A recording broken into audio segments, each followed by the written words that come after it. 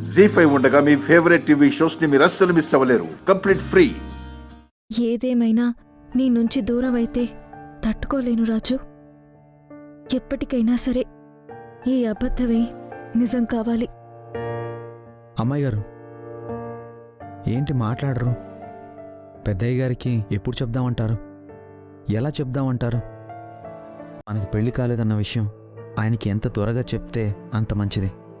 రూపా,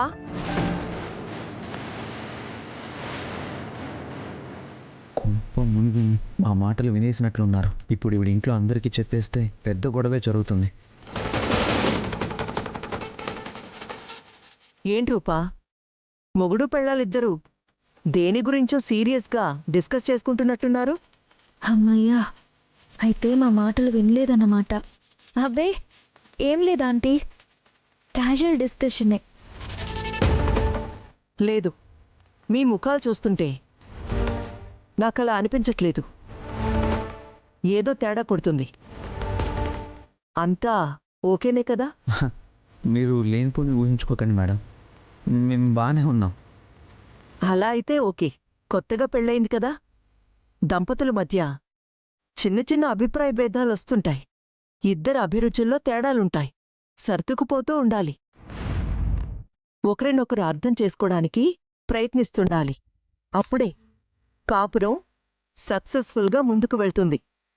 మీ భవిష్యత్తు బావుంటుంది. ఒక విషయం మాత్రం బాగా అర్థం చేసుకోండి. పెళ్లి జరిగేది భూమి మీదే కానీ మనకి ఎవరితో బంధం ముడిపడుతుందన్నది మనం పుట్టక ముందే డిసైడ్ అయిపోయి ఉంటుంది. ఎవరెవర్ని కలపాలన్నది నిర్ణయించేది ఆ భగవంతుడే. మీరు కాదు, నేను కాదు, ఇంకెవరూ కాదు. మీరిద్దరూ కలవడం, పెళ్లి చేసుకోవడం ఇవేవీ యాదృచ్ఛికం కాదు. అంతా ఆ దైవ నిర్ణయమే.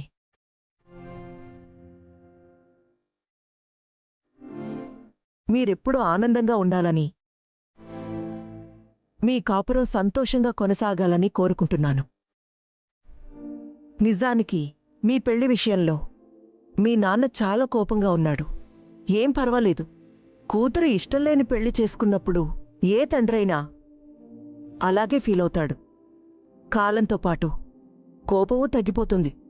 ఏదో ఒకరోజు మీకు దగ్గరవుతాడు. ఇంకొక విషయం ఏంటంటే, మీ పెళ్లి గురించి కొందరు రకరకాలుగా మాట్లాడుకోవడం నా చెవిన పడింది. సరే, గిట్టని వాళ్ళు ఏదో ఒకటే అనుకుంటారు. వాళ్ల నోళ్లు మోయించాలంటే వీలైనంత త్వరగా మీరు పాపనో బాబునో కనండి. అప్పుడు అన్ని సమస్యలు పరిష్కారం అవుతాయి. All the best. నేను మళ్ళీ వచ్చేటప్పటికీ మీరు నాకు శుభవార్త చెప్పాలి, ఓకేనా?